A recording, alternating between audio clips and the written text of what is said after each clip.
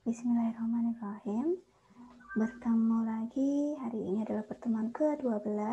Kita akan membahas topik mengenai sistem akuntansi penggajian dan pengupahan. Mengenai deskripsi antara gaji dan upah, jadi kalau dalam perusahaan manufaktur, pembayaran kepada karyawan itu biasanya digolongkan menjadi dua ya, yaitu antara gaji dan upah. Perbedaannya apa?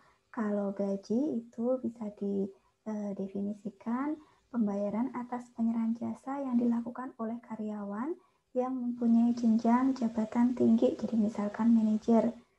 Kemudian untuk gaji itu biasanya tetap per bulannya, sedangkan upah umumnya merupakan pembayaran atas penyerahan jasa yang dilakukan oleh karyawan pelaksana, misalnya buruh gitu ya. Dan upah ini biasanya akan dihitung per jam misalkan. Kemudian bisa juga dengan setiap produk yang sudah dihasilkan.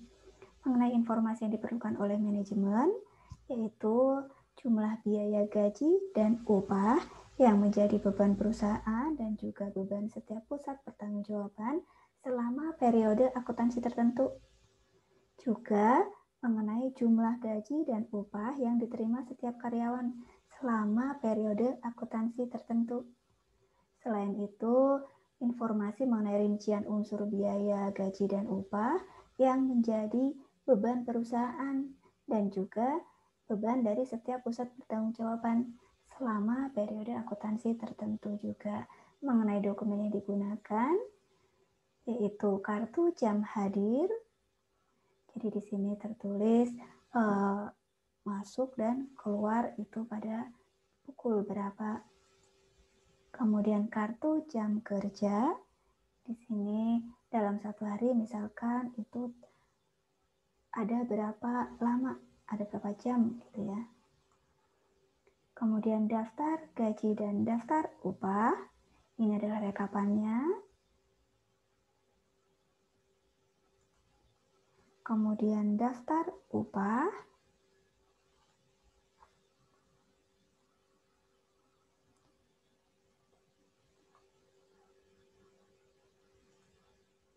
Ini adalah rekap daftar gaji dan upah. Rekap daftar gaji dan upah ini ringkasan dari gaji dan upah gitu ya. Misalkan akan dibuat per departemen, berarti departemen ini adalah dibuatkan rekapannya seperti ini. Kemudian surat pernyataan gaji dan upah masih dibuat oleh fungsi pembuat daftar gaji dan upah ini sebagai catatan bagi karyawan mengenai rincian gaji dan upah serta berbagai potongan yang dibebankannya.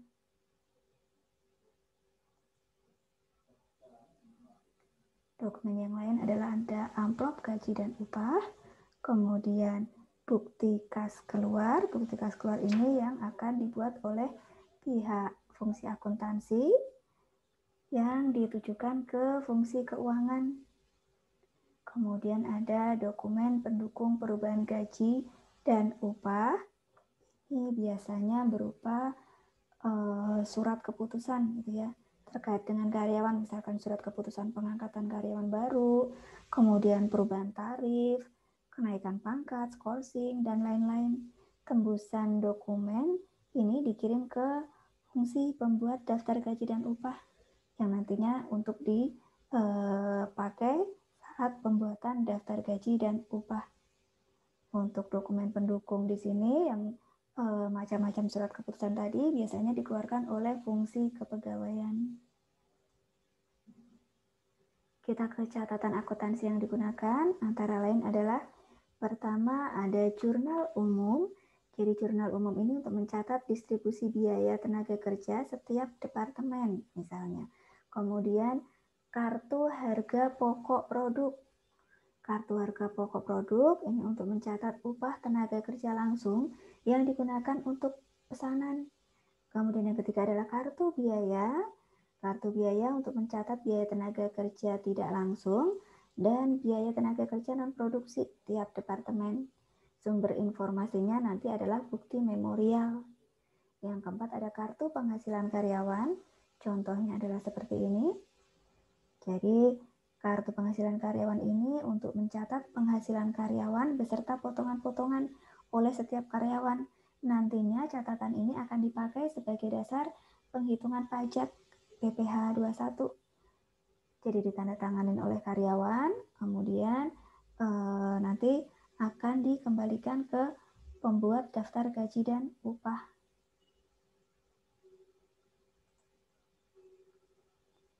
Fungsi yang terkait, pertama adalah fungsi kepegawaian. Fungsi kepegawaian ini yang bertanggung jawab mencari karyawan baru, menyelidiki, menyeleksi, menempatkan, membuat surat keputusan mengenai tarif gaji, upah, kepangkatan, mutasi, dan juga yang memberhentikan karyawan. Kemudian fungsi pencatat waktu. Fungsi ini adalah yang melakukan catatan waktu hadir seluruh karyawan. Kemudian fungsi pembuat daftar gaji dan upah. Fungsi ini yang bertanggung jawab dalam membuat daftar gaji dan upah berisi penghasilan bruto dan berbagai potongan setiap karyawan. Kemudian fungsi akuntansi. Fungsi ini yang mencatat kewajiban yang timbul. Jadi dalam fungsi akuntansi ini biasanya ada bagian utang, bagian kartu biaya, dan juga bagian jurnal. Untuk bagian utang, fungsi ini adalah untuk mencatat utang gitu ya. Jadi menerbitkan bukti kas keluar yang nantinya akan dikirim ke fungsi pembayar gaji dan upah. Kemudian kalau untuk bagian kartu biaya itu mencatat distribusi ke dalam kartu harga pokok produk dan kartu biaya. Kemudian kalau untuk bagian jurnal nanti yang akan mencatat ke dalam jurnal umum. Kemudian yang terakhir adalah fungsi keuangan. Fungsi ini yang mengisi cek untuk pembayaran gaji dan upah, kemudian menguangkan cek ke bank, memasukkan ke dalam amplop, dan membagikan ke tiap karyawan. Mengenai prosedur yang membentuk sistem, ada sistem penggajian dan pengupahan dengan berbagai prosedurnya. Jadi untuk sistem penggajian dan pengupahan di sini yang membedakan adalah kalau dalam sistem pengupahan itu ada prosedur pencatatan waktu kerja, sedangkan dalam sistem penggajian itu tidak ada ya. Kita lihat.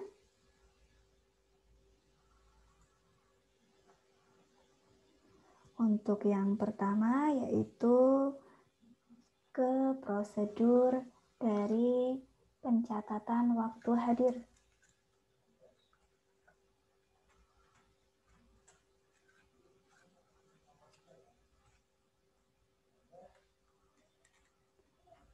Jadi dalam prosedur pencatatan waktu hadir itu diselenggarakan oleh fungsi pencatat waktu ya. Biasanya di depan pintu gitu ya, di depan pintu kantor, dan bisa manual atau juga bisa menggunakan kartu yang sudah diotomatisasi atau yang nanti akan terbaca oleh mesin pencatat waktu. Kemudian yang kedua kita lihat ada prosedur pencatatan waktu kerja. Jadi ini adalah untuk keperluan distribusi biaya upah karyawan terhadap produk gitu ya. Kemudian ada prosedur pembuatan daftar gaji dan upah. Fungsi pembuat daftar gaji dan upah ini yang akan membuatkan daftar gaji dan upah karyawan nantinya. Data yang dipakai adalah surat-surat keputusan mengenai pengangkatan, kemudian nanti juga ada daftar gaji bulanan sebelumnya, dan juga dari daftar hadir. Nah, pihak ini, pembuat daftar gaji dan upah juga nanti yang akan melihat apakah karyawan ini masuk dalam kategori kena pajak atau tidak. Jadi mengenai potongan PPh pasal 21 ya. Kemudian ada prosedur distribusi biaya gaji dan upah.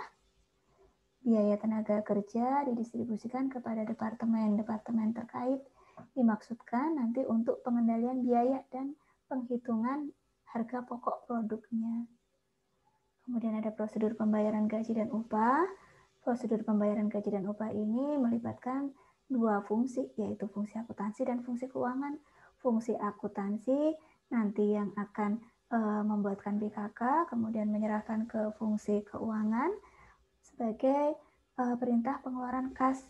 Jadi fungsi keuangan nanti yang akan menulis cek, kemudian menguangkan ke bank, memasukkan ke dalam amplop gaji, dan menyampaikan ke tiap karyawan.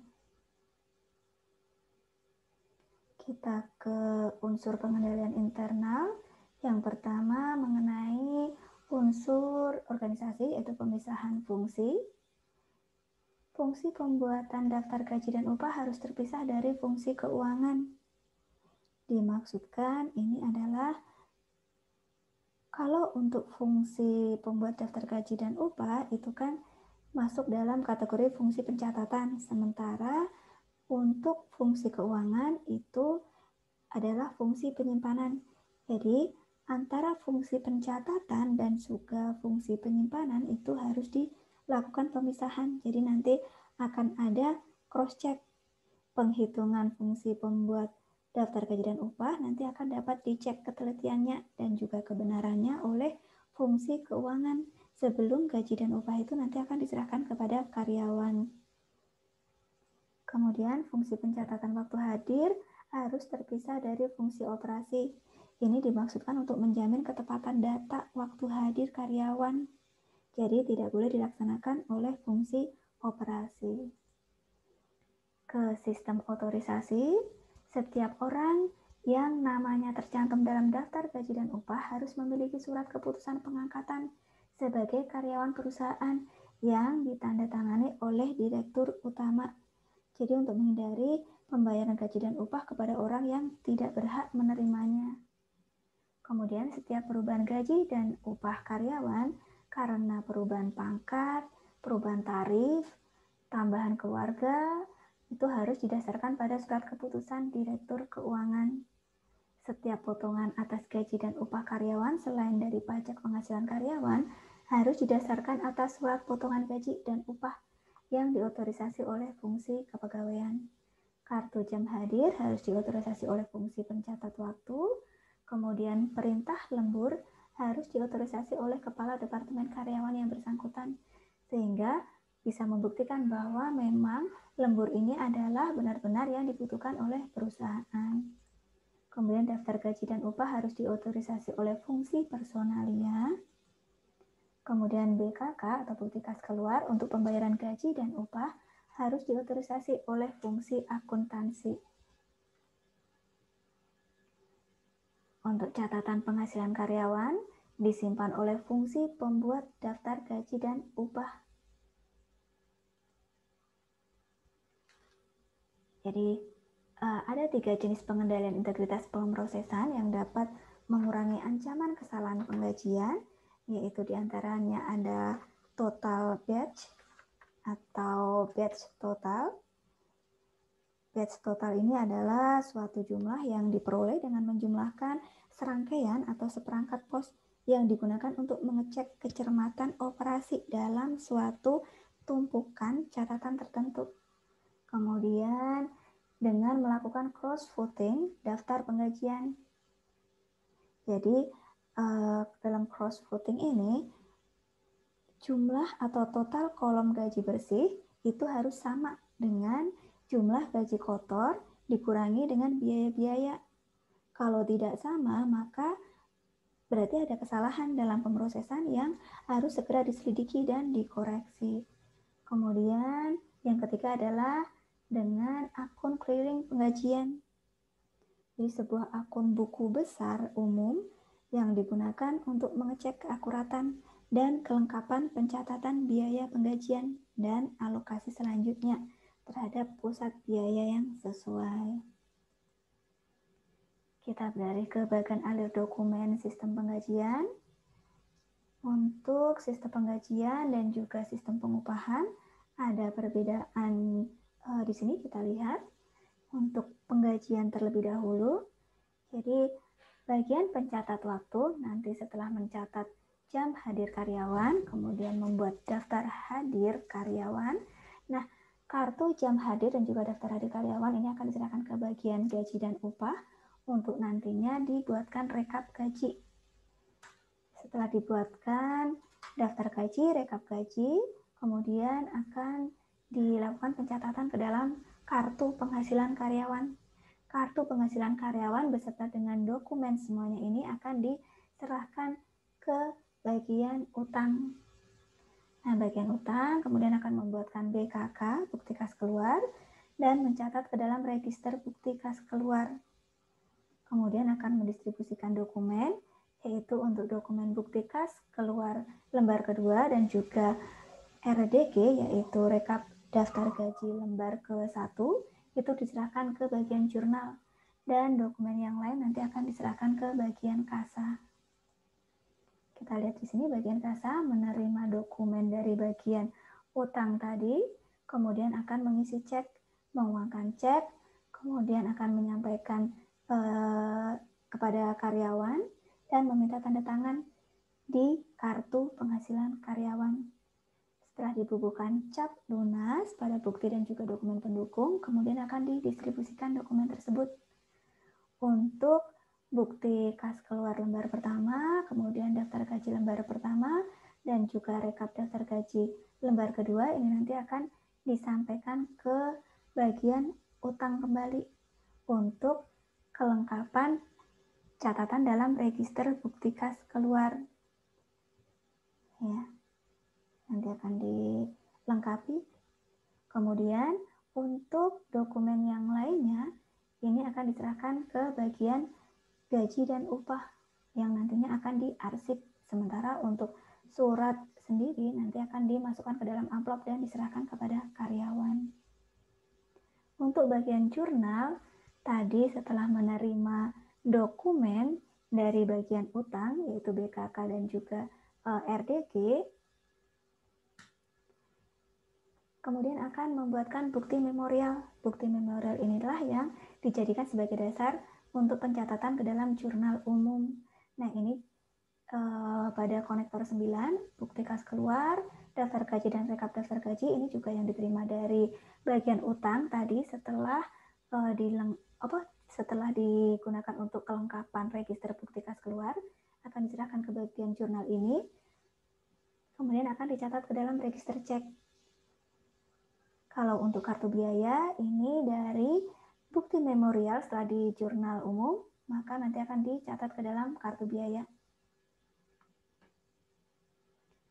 Kita lihat untuk bagian alir sistem pengupahan.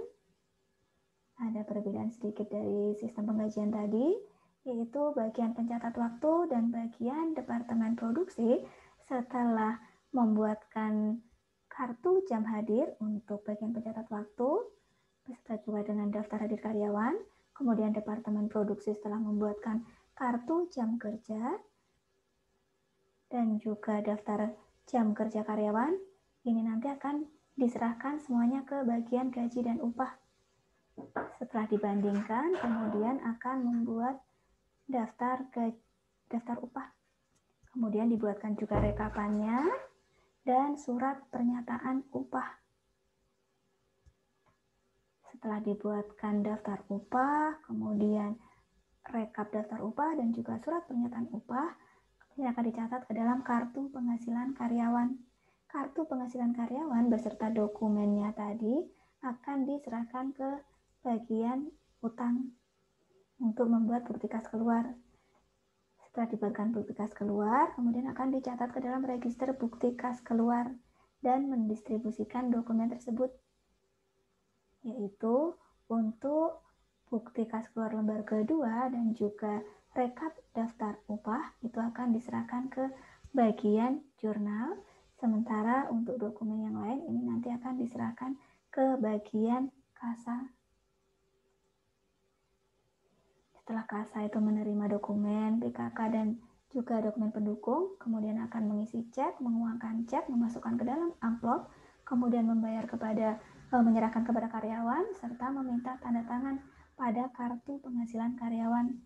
Setelah dibubuhkan cap lunas, kemudian akan didistribusikan dokumen tersebut.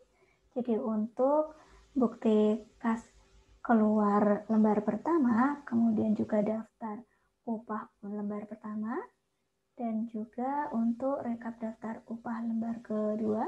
Ini nanti akan diserahkan ke bagian utang untuk kelengkapan register bukti kas keluarnya. Sementara untuk suratnya sendiri akan diserahkan kepada karyawan. Kemudian dokumen yang lain nanti akan diserahkan ke bagian gaji dan upah untuk diarsip.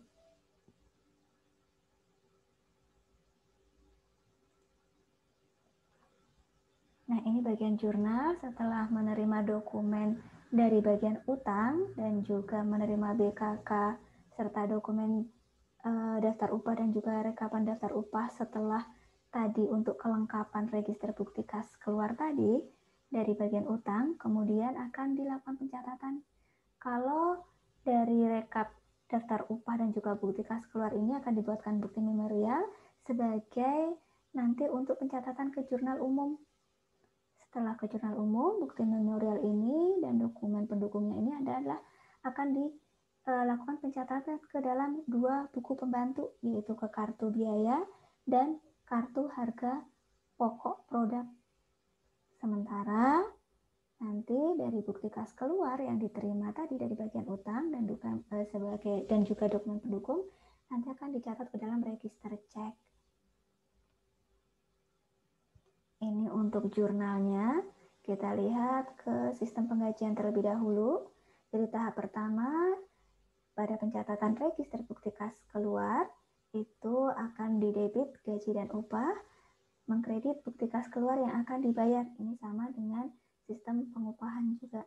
Kemudian tahap kedua akan dicatat ke dalam jurnal umum berdasarkan bukti memorial yang sudah dibuat, yaitu dengan mendebit biaya overhead pabrik sesungguhnya, beban administrasi dan umum, serta beban pemasaran, dan mengkredit gaji dan upah. Untuk tahap ketiga, setelah dicap lunas oleh fungsi keuangan atau fungsi kasa, kemudian akan dicatat ke dalam register cek dengan mendebit bukti kas keluar yang akan dibayar dan mengkredit kas. Ini sama juga untuk sistem pengupahan. Nah, ada perbedaan selain di jurnal umum, di bagian buku pembantu yaitu kartu biaya juga ada perbedaan untuk sistem penggajian di sini antara penggajian dengan pengupahan ya. Tahap keempat, berdasarkan bukti memorial yang dilampiri dengan rekap daftar gaji bagian kartu biaya akan mencatat biaya tenaga kerja ke dalam buku pembantu yaitu kartu biaya.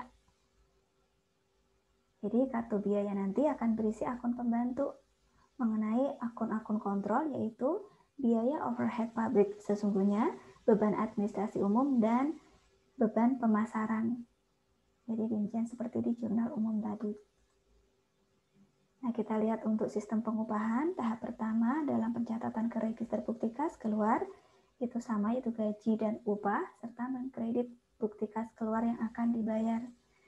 Tahap kedua ada perbedaan di sini untuk jurnal umumnya, karena ini terkait dengan tenaga kerja yang dihitung berdasarkan jam misalnya, yaitu dalam jurnal umum akan mendebit barang dalam proses, yaitu biaya tenaga kerja, biaya overhead pabrik sesungguhnya, beban administrasi dan umum, serta beban pemasaran dan mengkredit gaji dan upah. Untuk tahap ketiga, setelah dicap lunas, akan dicatat ke dalam register cek dengan mendebit bukti kas keluar yang akan dibayar dan mengkredit kas.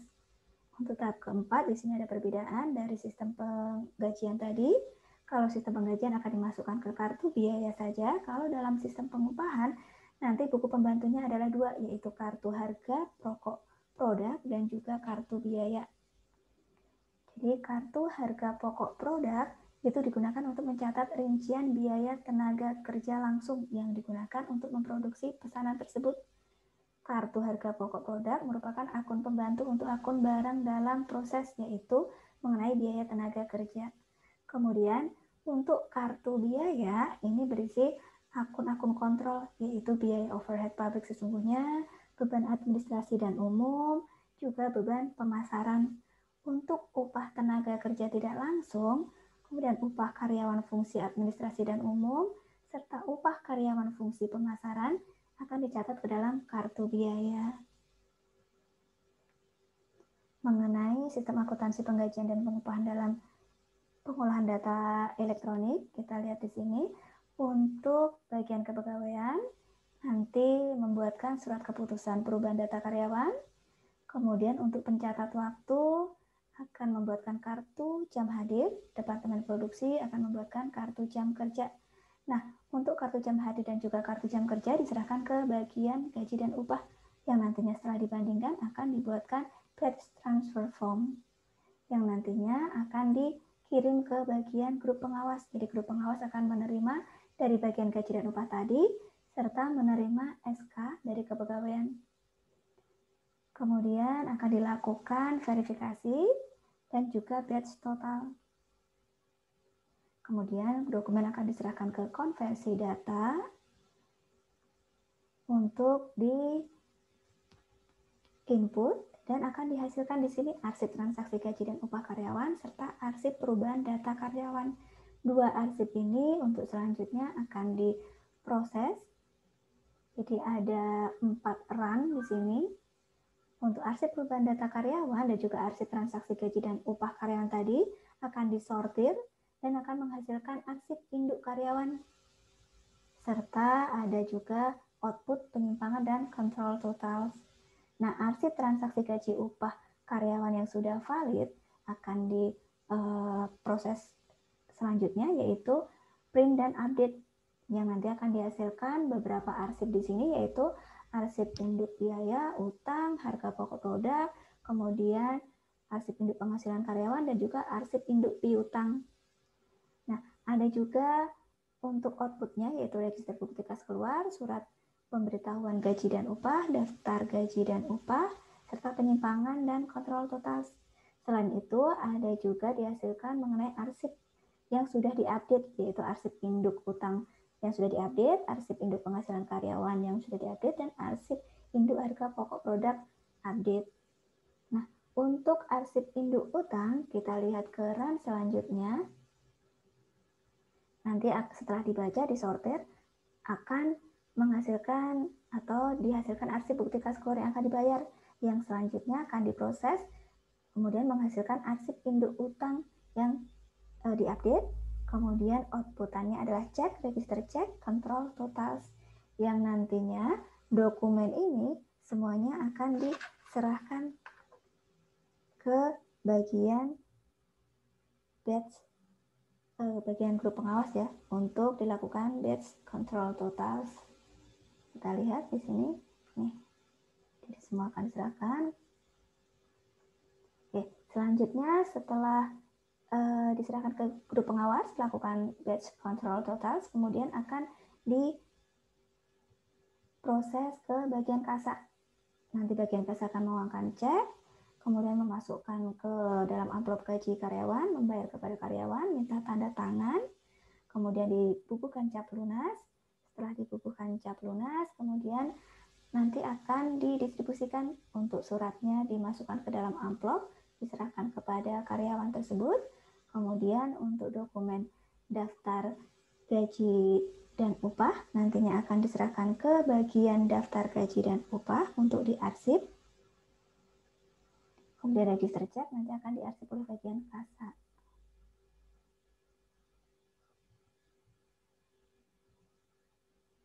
Nah, jadi bagian gaji dan upah nanti akan mengarsip daftar gaji dan upah serta dokumen yang lain yaitu kartu jam kerja, kartu jam hadir, dan batch transfer form.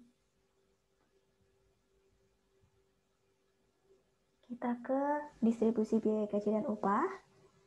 Distribusi biaya gaji dan upah ditujukan untuk menghasilkan laporan biaya tenaga kerja menurut jenisnya. Kemudian menurut hubungannya dengan departemen, kegiatan, order produksi, atau kombinasi di antara berbagai jenis klasifikasi tersebut. Nah, ada beberapa metode dalam distribusi biaya gaji dan upah di sini.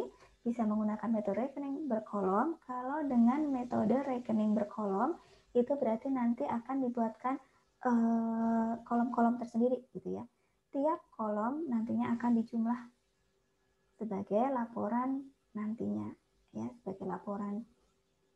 Kemudian apabila menggunakan metode summary strip tiket tunggal, ini adalah untuk biaya tenaga kerja langsung, jadi dari kartu jam kerja, kemudian nanti akan di-sort menurut nomor urut order produksi, kemudian kartu jam kerja yang telah disortir ini secara periodik nanti akan dicatat ke dalam kartu harga pokok produk, ini untuk tenaga kerja yang langsung.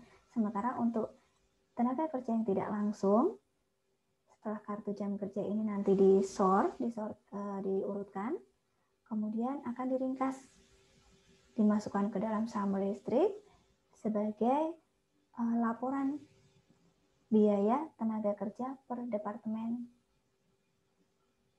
Jadi ini untuk laporan biaya tenaga kerja per departemen.